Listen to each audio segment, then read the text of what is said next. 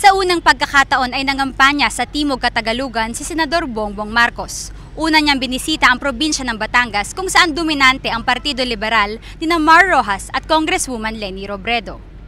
Tanghali na nang sinimula ni Marcos ang pagbisita sa ilang piling bayan sa Batangas. Mainit naman siyang tinanggap sa bayan ng Balayan kung saan nakaupo ang kapartido niyang si Mayor Emmanuel Fronda ng Nationalista Party. Ipinahayag niya sa mga Tagalog ang tema ng pagkakaisa. Isang panawagang una na niyang sinabi sa mga Ilocano. Ang aking laging isinisigaw ang pagbabalik ng pagkakaisa ng sambayanang Pilipino. Dahil po ito ay sa aking pananaw, ang tanging paraan ng matikman muli, maramdaman muli ng sambayanang Pilipino ang progresibong bukas. Ipinagmalaki rin niya ang kanyang mga nagawang proyekto para sa lokal na gobyerno sa ilang empleyado ng munisipyo sa bayan ng Calaca. Meron na tayong SK Reform Bill na isabatas na, hindi na to bill, batas na. At yun lang ay gusto kong paalala, yun din na meron tayong panukalang batas na magbibigay sana ng reform ng benepisyo para sa lahat ng ating barangay workers, kayo mga kapitan hanggang sa mga barangay volunteers. Pagkakaisa man ang mensaheng dala ng senador, ang ilang mayor mula sa iba't ibang partido na susuporta sa kanya, may kanya-kanya ring manok sa pagkapangulo. I think Bongbong is going to win in Batangas.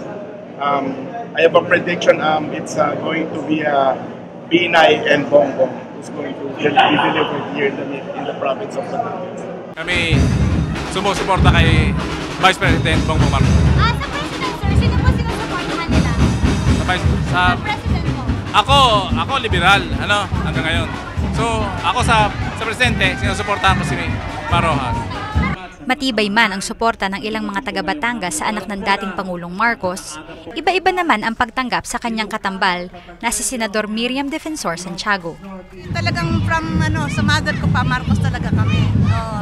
Pero sa pagka-presidente, ma'am, susuportahan mo ba natin yung tambalang Miriam Marcos po? I like Miriam also. Kasi talagang pinaglalaban ni Miriam yung kung ano yung tama. Siyempre, si Bongbong Marcos ang susuportahan natin. Malaki ang naging tulong dito ni Marcos sa atin, dito sa Taal. Pero sino po ba yung napupusuan po natin suportahan? Wala na akong sasabihin muna dyan. Sa huling tala ng Pulse Asia Survey, mataas ang rating ni Marcos sa Luzon na 26%. Magtuloy-tuloy kaya ang mainit na pagtanggap sa kanya sa Timog Katagalugan sa kanyang kampanya sa Cavite, Laguna at Rizal sa mga susunod na linggo? Pati Pasyon, Rappler, Batangas.